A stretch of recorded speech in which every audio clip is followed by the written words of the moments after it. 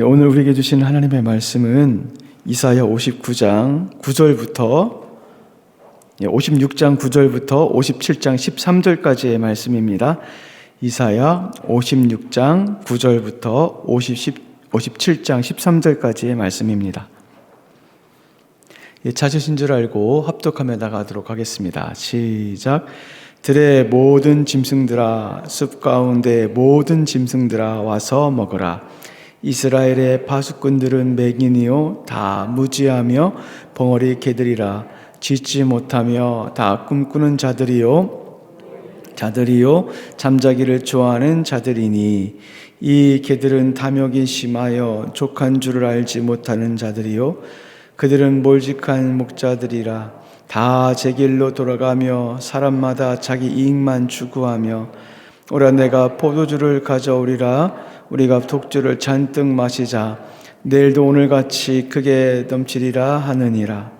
의인이 죽을지라도 마음에 두는 자가 없고 진실한 이들이 거두어 감을 당할지라도 깨닫는 자가 없도다.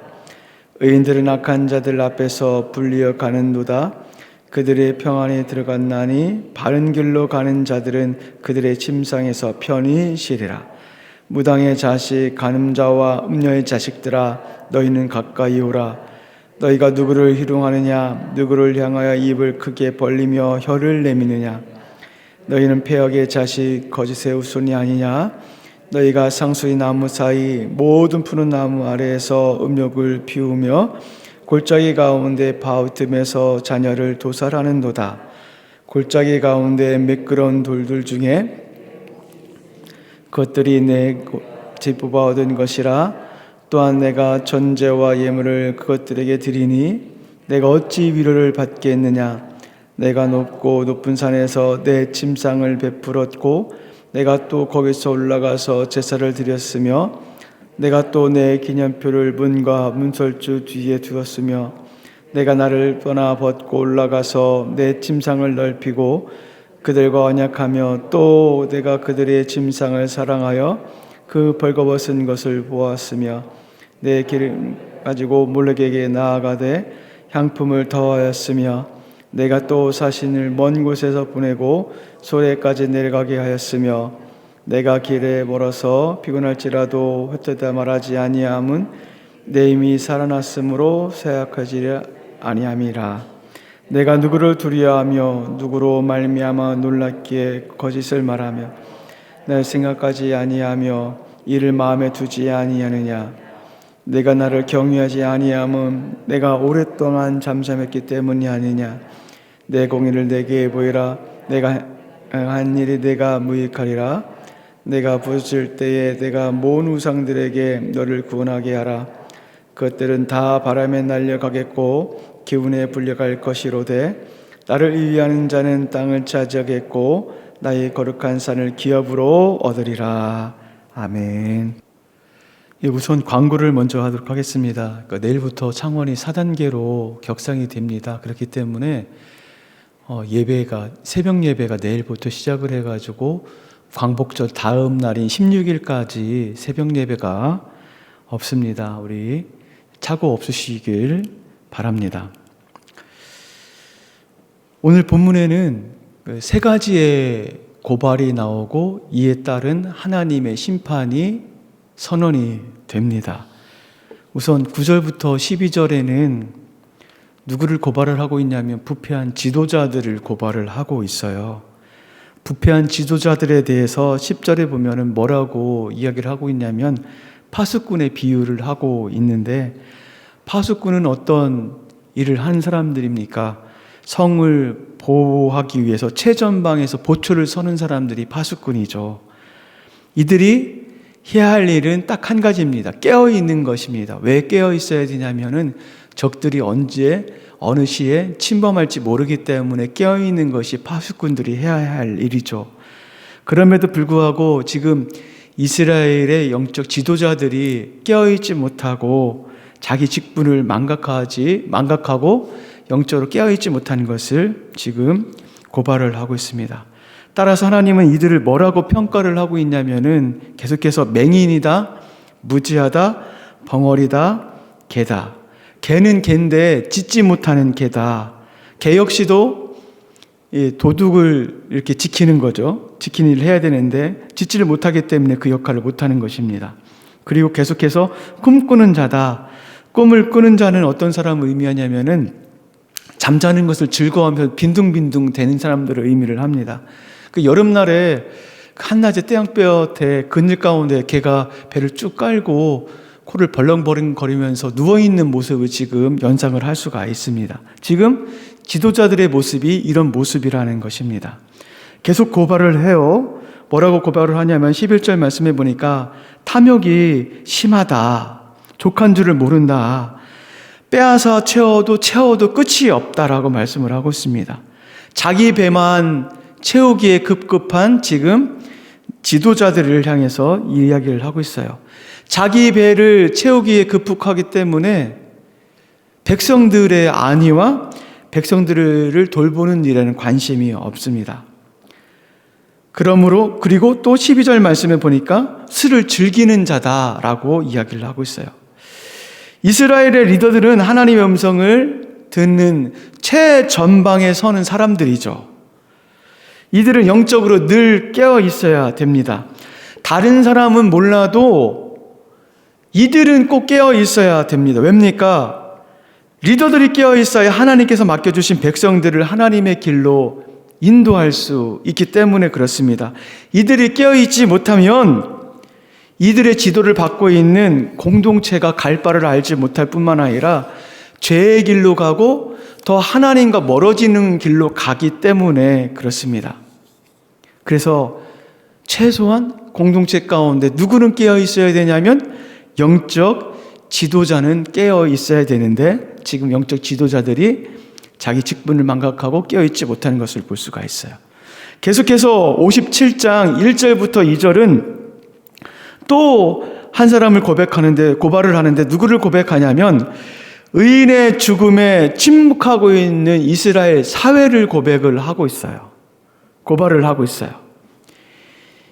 이스라엘 사회 구성원들 역시도 죄에 오염되어 있습니다. 그렇기 때문에 죄 가운데 무감각해요. 왜냐하면 지금 이들은 의인과 진실한 이들이 부당하게 죽어가는 것을 보고도 아무도 마음에 두질 않고 있습니다. 죽어감에도 깨닫지를 못하고 있어요. 오히려 2절 말씀에 보면 그들은 죽음으로 인해 평안의 길로 갔다라고 치부해버려요. 의인들이 죽은 것에 대해서 평안한 길로 갔다라고 이렇게 생각하고 있습니다. 이것은 무엇을 의미를 하죠? 영적으로 무감각한 것을 의미를 해요. 그렇다면 여기서 의인과 진실한 자는 누구를 의미를 할까요? 어제 본문의 56장 1절에 정의와 의를 실천하는 자겠죠. 하나님 말씀 앞에서 하나님의 말씀대로 살고자 하는 자. 하나님은 이런 자를 통해서 포로 귀한 공동체를 새로 세우길 원하시는데 지금 이런 자들을 지금 죽이고 있고 이 죽는 것에 대해서 방관하고 있는 것이 이스라엘 사회의 모습입니다. 지도자가 영적으로 무지하면은 그 무지함이 백성에게 전달이 되죠. 지도자가 영적으로 민감하지 않으면 백성들도 민감할 수 없습니다. 지도자가 악에 대해서 무감각해지면요, 백성들도 악에 대해서 무감각해져요. 따라서 백성들보다 중요한 위치에 있는 지도자들이 다른 사람들은 다 넘어진다 할지라도 영적인 지도자들은 굳건해야 되며 영적으로 민감해야 됩니다. 그래야 공동체를 살릴 수가 있습니다. 이것과 반대로 영적 리더가 영적으로 충만하여 영적으로 민감하다면 그 지도를 받고 있는 백성들은요, 그 말에 순종하셔야 돼요. 공동체 가운데 영적 리더가 하나님 앞에 바로 서 있고 성령이 충만함으로 영적으로 민감한 모습을 보인다면 그 지도자를 따르는 자들은 어떻게 반응을 해야 되냐면 그 말씀 가운데 순종하며 나가는 것이 필요합니다. 왜 그렇습니까? 순종하며 나갈 때 생명을 얻을 수 있고 순종하며 나갈 때 하나님의 나라를 이루어 나갈 수 있기 때문에 그래요. 계속해서 3절부터 10절은요, 이스라엘 백성 안에 만연되어 있는 우상숭배, 이 우상숭배를 고발을 하고 있어요. 이 우상숭배는 이스라엘 백성들이 끊임없이 찾아오고 끊임없이 자행됐던 일들이죠. 뭐라고 이야기를 하고 있냐면요, 3절 말씀에 보면은 무당의 자식, 간음자, 음녀의 자식들은 모두 우상숭배를 하는 이스라엘 백성들을 의미를 하는데요, 지금 그 하나님께서 이들을 부르십니다. 왜 부르실까요? 4절 말씀해 보니까 우상숭배는 살아계신 하나님, 이스라엘과 언약을 맺으신 하나님을 희롱하는 거예요. 4절에 너희가 누구를 희롱하느냐, 누구를 향하여 입을 크게 벌리며 혀를 내미느냐. 지금 우상숭배를 하는 자들이 오히려 하나님을 향해서 조롱을 하고 있는 모습이 지금 4절의 모습이에요.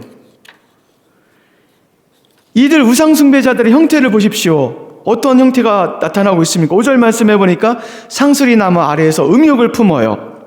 이 상수리 나무 아래라는 것은 통상적으로 우상숭배를 하는 공개적인 장소입니다. 우리나라로 말하면 옛날에 마을의 입구에 큰 나무가 있으면 그것이 우상을 섬기는 그런 곳이었잖아요. 공개적으로 그런 장소예요. 그리고 골짜기 틈바구니에서 자녀를 도살을 한대요. 골짜기 틈바구니는 은밀한 장소를 의미를 합니다. 그곳에서 인신제사를 지금 드리고 있습니다. 지금 공개된 장소이건 은밀한 장소이건 우상숭배를 하는 것에 바쁘고 혈안이 되어 있는 모습을 볼 수가 있습니다. 6절 말씀에 보면 전제와 예물을 우상에게 바쳐요. 7절은 높은 산과 침상을 베풀고 제사를 드려요. 8절은 벗고 올라가서 그의 침상을 사랑하며 그 발가벗은 것을 보이며, 이 발가벗은 것을 보인다는 것은 지금 음행의 제사를 지금 드리고 있다는 것입니다. 우상숭배는 곧 음행과 연결되어 있는 모습이죠. 그리고 9절부터 10절에는 죽음의 신인 몰렉을 숭배를 해요. 몰렉이란 신은 죽음의 신이에요. 근데 그 몰렉이란 그 신을 숭배하는데 얼마나 열심인지 모릅니다. 그 몰렉이란 신을 섬기기 위해서 가는 길이 엄청나게 험한데도 불구하고 포기하지를 않아요. 우상 숭배하는데 지치질 않아요. 오히려 그 우상이 기운을 북돋아 준다라고 지금 그렇게 생각을 하면서 그 길을 걷고 있는 모습을 볼 수가 있어요. 지금 이들이 왜 우상을 섬길까요, 여러분? 하나님의 백성인데도 불구하고, 하나님이 계시는데도 불구하고 왜 우상을 섬길까요? 이 우상이요, 풍요와 관계가 있기 때문에 그래요. 풍요와. 현실에서 살아가는 것과 관련이 있기 때문에 그래요. 이 풍요로움은요, 어느 시대를 막론하고 모든 사람들의 관심사예요. 잘 살고 싶은 사람이 모든 사람들이 원하는 것이 않습니까? 지금 시대의 최고의 우상은 무엇입니까? 만몬이죠. 돈이 모든 것을 주관하고 다스리는 시대이죠. 돈이 있으면 모든 것을 할 수 있다는 그런 시대이죠. 돈은요, 생활과 아주 밀접한 겁니다. 없어서는 안 됩니다. 그러나 아십시오. 돈을 우상으로 섬기면 그 우상은 결코 무너지죠. 그 우상은 무익한 것입니다. 우상을 섬기는 것은 죽는 것입니다. 우상은 절대 도움을 주지 못합니다. 왜 우상이 도움이 되지 않느냐면 우상은 사람이 만들었기 때문에 그래요. 사람이 만들었기 때문에 도움을 줄 수가 없어요. 따라서 하나님은 11절부터 13절에 탄식을 하세요. 그리고 심판을 선언을 하십니다. 11절, 하나님은 우상을 섬기는 자들에게 무엇에 두려워하고 있고 누구로 말미암아 놀랍기에 거짓을 말하며 나를 생각하지 아니하느냐라고 외치고 계세요. 그러면서 11절 중반에 내가 나를 경외하지 아니하면 내가 오랫동안 잠잠했기 때문이다. 우상을 섬기고 있는 백성들을 보고 하나님께서 잠잠하셨어요. 심판하지 않으셨어요. 그러면서 그렇기 때문에 그 우상을 섬긴 사람들이 뭐라고 생각하냐면 하나님이 잠잠하고 계시네? 내가 우상을 섬기고 있음에도 불구하고 가만히 계시네? 지금 이렇게 생각을 하고 있다는 거예요. 하나님이 왜 우상을 섬기고 있는 백성들을 보시면서 기다리고 계시고 가만히 계실까요? 그 이유는 단 한 가지입니다. 돌아오는 거예요. 돌아오는 거. 돌아오는 것을 기다리시는 거예요. 돌아오기를 소망하는 마음으로 기다리시는 하나님의 사랑의 마음이에요. 기다릴 테니 돌아와라. 돌아와라. 내가 참을 테니 돌아와라. 돌아와라. 지금 아버지의 마음을 몰라요. 그래서 하나님은 12절에 이 우상을 섬기는 자들에게 뭐라고 이야기를 하냐면, 야, 네가 지금 공의롭다고 하는데 네 공의를 나에게 좀 보여줘 봐라 라고 요청을 하세요. 이스라엘의 생각은 뭐냐면, 내가 우상을 섬기고 있지만 하나님도 지금 섬기고 있다. 내가 우상을 섬기고 있지만 그럼에도 하나님에 대한 마음은 내가 변치 않았다라고 이렇게 생각하는 것이 지금 이스라엘 백성들이 생각하고 있는 공의입니다. 그 공의를 13절에 뭐라고 이야기를 하고 있냐면, 너희가 공의롭다고 생각한다면 너희가 섬기는 그 우상들이 너희를 구원하고 있는지 구원해 주는지를 한번 따져봐라. 네가 그렇게 공의롭게 생각하는 그 우상들이 너희를 구원하는지 한번 따져봐라. 그러면서 우상의 실체를 말씀을 하고 있어요. 13절에 뭐라고 말씀하고 있습니까? 그것들은 다 바람에 날려가겠고 기운에 불려갈 것이다. 헛개비라는 거죠. 무익하다는 것이죠. 여러분, 우상 무익해요. 돈요? 무익해요. 우리 현실 가운데 삶에 있어서 꼭 필요한 것이지만 우린 돈을 사랑하면 안 됩니다. 필요한 것이지만 돈을 우상이 시하면 안 됩니다. 왜냐하면 무익한 것이기 때문에 그렇습니다. 그러면서 백성들 가운데 우상과 반대되시는 하나님이 어떤 분이신가를 오늘 알려주고 있습니다. 어떻게 알려주고 있습니까? 나를 위로하는 자는 땅을 차지하겠고 나의 거룩한 산을 기업으로 얻으리라. 13절 하반절 가운데 나를 의뢰한 자는 땅을 차지하겠고 나의 거룩한 산을 기업으로 얻으리라. 우상이 아니라, 우상은 무익한 거지만 하나님을 섬기고 의뢰하는 자의 가운데는 반드시 하나님께서 그와 동행해 주실 뿐만 아니라 기업을 주신다. 누가 기업을 얻을 수 있습니까? 누가 포로된 공동체 가운데 백성의 일원이 될 수 있습니까? 하나님의 말씀을 듣는 자들이에요. 하나님의 말씀을 듣는 자들이 하나님의 백성의 일원이 될 수가 있어요. 지금 그것을 이야기를 해주고 있는 거예요. 결국 하나님께서 찾으시는 자는 정의와 의를 행하는 자입니다. 그런 자는 영적으로 깨어있는 자이고, 깨어있기 때문에 사회의 부도덕적인 것 가운데 동조하지 않죠. 더더욱 하나님이 싫어하는 우상을 하나님의 위치 가운데 놓지 않습니다. 그리고 하나님께서는 그런 자들을 통해서 하나님의 나라를 이끌어 가십니다.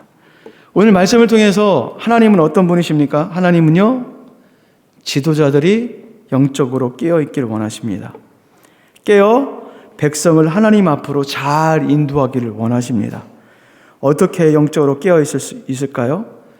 지도자들이 먼저 하나님 이외에 다른 것을 바라보는 것이 아니라 하나님만 바라봐야 되겠죠.